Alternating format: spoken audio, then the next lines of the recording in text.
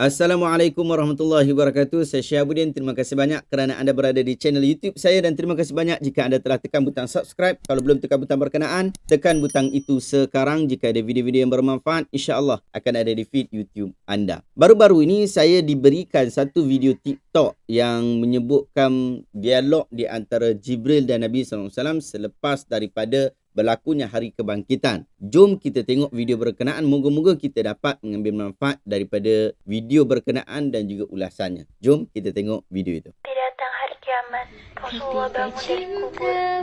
Rasulullah bertanya, ini hari apa Jibril? Jibril menjawab, ini hari di mana Allah janjikan buat kita semua. Ini hari kiamat Muhammad. Keluar dari mulut Rasulullah yang mulia. Jibril, kalau benar ini hari kiamat, Aina umati, aina umati, umatku di mana Jibril? Umatku di mana? Rasulullah pertama kali bangun dari kubur. Tahu itu hari kiamat. Yang beliau cari bukan anak, bukan istri, tapi yang beliau cari kita sebagai umatnya. Alhamdulillah kita telah menonton video berkenaan yang tidak panjang tetapi sangat memberi kesan kepada umat Islam. Ada orang yang tengok video ni, mereka terus akan menganggap bahawa ia adalah kenyataan yang benar. Ia adalah satu fakta, ia adalah satu bukti bahawa kasih dan sayangnya Rasulullah SAW kepada kita. Bukan setakat itu saja, bila disandarkan kepada Nabi, mereka ingat ini mesti benar punya. Kata A.R. Tompel, takkan Tok Lebay nak menipu. Jadi sebagai seorang Muslim yang mengatakan kasih dan cinta kepada Allah, kasih dan cinta kepada Rasulullah SAW, pastinya kita perlu membuat semakan terhadap kenyataan ini terlebih dahulu. Kita bimbang nanti termasuk di dalam ancaman Nabi Muhammad SAW, iaitu inna kadhiban alayya laisa kakadhibin ala ahadin man kadhaba alayya muta'ammidan falyatabawwa maq'adahu minan nar. Berbohong atas nama aku tidak sama seperti berbohong atas nama orang lain. Sesiapa yang berbohong atas nama aku, atas nama Nabi SAW secara sengaja, maka persiapkanlah tempat duduknya daripada api neraka. Hadis ini sahih riwayat Imam Al-Bukhari. Ia berbohong atas nama menteri, kita berdosa. Berbohong atas nama agung, kita berdosa. Berbohong atas nama isteri sendiri pun kita berdosa. Tetapi dosa-dosa ini tak sama dengan dosa menyandarkan kenyataan palsu kepada Nabi Muhammad SAW. Ia berdosa besar dan akibatnya lebih besar. Semoga Allah menjauhkan kita daripada perkara-perkara berkenaan. Oleh itu, video yang disampaikan ini perlu disemak. Apatah lagi ia mempunyai tanda rujukan yang begitu meragukan. Apa yang meragukan? Penyampainya kita pun tak kenal siapa, isinya pun kita tak pernah dengar. Maka sudah semestinya kita mengambil tanggungjawab membuat semakan sebelum kita membuat sebarang penilaian. Bagi kita, jika hadis ini benar, kita akan sebarkan. Bahkan kita akan guna pelbagai cara untuk menyebarkan hadis ini. Tetapi jika hadis ini tidak benar dan terbukti suatu pembohongan, nescaya kita akan bersama-sama menghalang daripada ia terus disebarkan. Daripada video yang kita tonton tadi, saya akan jelaskan beberapa perkara. Pertama, TikTokers berkenaan mendakwa bahawa manusia pertama yang akan dibangkitkan setelah berlakunya kiamat ialah Nabi Muhammad SAW.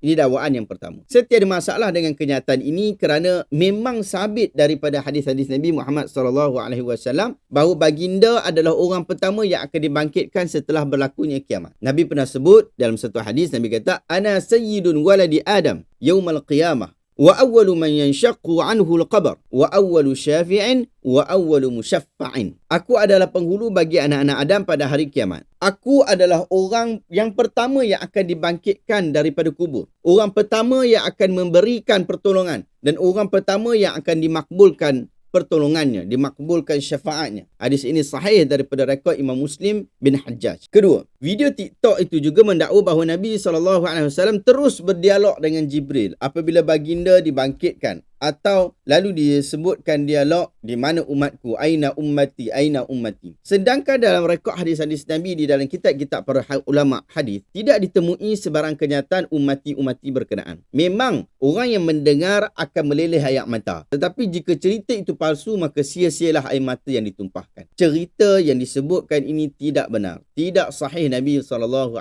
menyebutkan lafaz itu ketika itu. Tetapi yang sahih, Nabi Muhammad SAW menyebutkan lafaz lafaz ummati, aina ummati ataupun ummati pada dua peristiwa. Ia direkodkan di dalam Sahih Al-Bukhari dan juga Muslim. Peristiwa yang pertama ialah apabila Rasulullah SAW membaca 36 surah Ibrahim dan ayat 118 surah Al-Maidah. Ana Abdullah bin Amr bin Al-As anna Nabi SAW tala qaul Allah azza wa jalla fi Ibrahim Rabbi innahunna adlalna kathiran minan nas faman tabi'ani fa innahu minni. Surah Ibrahim ayat 36. Abdullah bin Amr bin Al-As meriwayatkan bahawa Nabi Muhammad SAW pernah membaca firman Allah tentang cerita Nabi Ibrahim. Maksudnya, wahai Tuhan, sesungguhnya berhala-berhala yang telah berjaya menyesatkan ramai umat manusia. Sesiapa yang mengikutiku, sesungguhnya dia adalah sebahagian daripadaku. Wa qala Isa alaihi salam in tu'adzibuhum fa innahum ibaduk wa in taghfir lahum fa innaka antal azizul hakim. Kemudian Nabi SAW membaca pula kisah Nabi Isa alaihi salam, iaitu jika engkau mengazab mereka, mereka itu adalah hamba-Mu. Sekiranya engkau mengampuni mereka, sesungguhnya engkau al-aziz dan al-hakim. Farafa'a yadayhi wa qala Allahumma ummati ummati wa baka. Faqala Allah azza wa jalla ya Jibril idhhab ila Muhammad wa rabbuka a'lam fasalhu ma yubkika. Setelah itu Rasulullah menadah kedua-dua tangan, berdoa kepada Allah, ya Allah, ummati ummati, umat aku umat aku. Rasulullah menangis, lantas Allah berfirman, wahai Jibril,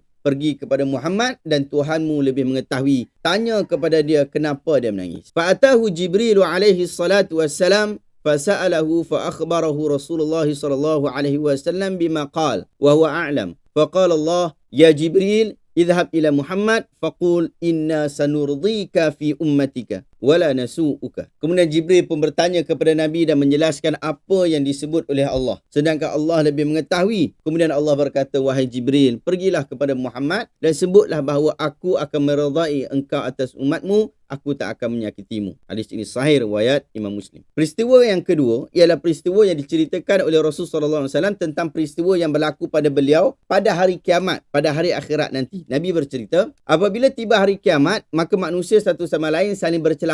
Mereka kemudian mendatangi Adam dan berkata, tolonglah kami agar mendapat syafaat Tuhanmu. Namun Adam hanya menjawab, aku tidak berhak untuk itu. Namun datangilah Ibrahim, sedangkan dia adalah Khalilur Rahman, kekasih Ar-Rahman. Lantas mereka mendatangi Ibrahim, namun Ibrahim berkata, aku tidak berhak untuk itu. Datangilah Musa, sebab dia adalah Nabi yang diajak bicara oleh Allah, kalimullah. Mereka pun mendatangi Musa, namun Musa berkata, saya tidak berhak untuk itu. Mintalah kepada Isa, sebab ia adalah Ruhullah dan kalimahnya. Maka mereka pun mendatangi Isa, namun Isa pun berkata, maaf, aku tidak berhak untuk itu. Namun temuilah Muhammad SAW. Mereka pun mendatangiku, iaitu mendatangi Nabi SAW. Lalu aku pun berkata, aku berhak untuk itu. Kemudian aku meminta izin ke Tuhanku dan aku diizinkan. Allah mengilhamku dengan puji-pujian yang aku pergunakan untuk memanjat pujian terhadapnya. Puji-pujian itu tidak hadir kepadaku sekarang. Lantas ketika itu aku melafazkan puji-pujian berkenaan. Aku lalu tersungkur sujud kepadanya. Lantas Allah berfirman, wahai Muhammad, angkatlah kepalamu. Berkatalah, nescaya engkau akan didengari. Mintalah, nescaya engkau akan diberi. Mintalah keringanan, nescaya engkau akan diberi keringanan. Maka aku berkata, ya Rabb ummati ummati. Wahai Tuhan, umat aku, umat aku. Allah menjawab, berangkat dan keluarkanlah dari neraka siapa sahaja yang dalam hatinya masih terdapat sebesar sebiji gandum keimanan. Maka aku mendatangi mereka hingga aku pun memberi syafaat. Kemudian aku kembali menemui Tuhanku dan aku memanjat puji-pujian tersebut. Kemudian aku tersungkur sujud kepadanya. Lantas ada suara berkata, wahai Muhammad, angkatlah kepalamu dan katakanlah, nescaya engkau akan didengari. Mintalah, nescaya engkau akan diberi. Dan mintalah syafaat, nescaya engkau akan diberi syafaat. Maka aku berkata, umatku, umatku, ummati, ummati. Maka Allah berkata, pergi dan keluarkanlah siapa saja yang ada di dalam hatinya masih ada sebiji zarrah ataupun biji sawi, sebesar biji sawi keimanan. Maka aku pun pergi dan mengeluarkannya. Kemudian aku kembali memanjatkan puji-pujian itu dan tersungkur sujud kepada Allah. Lantas Allah kembali berkata, wahai Muhammad, angkatlah kepalamu, katakanlah, nescaya engkau akan didengar. Mintalah, nescaya engkau akan diberi. Dan mintalah syafaat, nescaya engkau akan diberi syafaat. Maka aku berkata, wahai Tuhanku, umatku, umatku, ya Rabb ummati, ummati. Maka Allah berfirman, berangkat dan keluarkanlah siapa saja yang dalam hatinya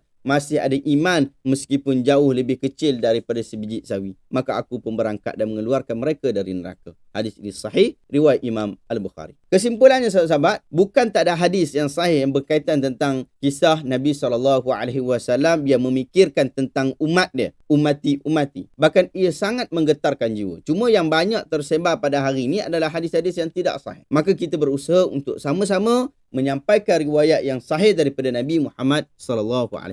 Wallahu ta'ala alam. Adakah anda mendapat sesuatu ilmu yang bermanfaat pada video hari ini? Jika anda rasa video ini bermanfaat, tekan butang share supaya orang lain juga boleh mendapat manfaat yang sama. Jika anda mahu untuk sokong dan sertai saya dan sahabat-sahabat yang lain di dalam komuniti online kita, tekan butang join. InsyaAllah banyak program-program yang bermanfaat telah disusun khusus untuk anda pada setiap minggu. Terima kasih banyak. Assalamualaikum warahmatullahi wabarakatuh.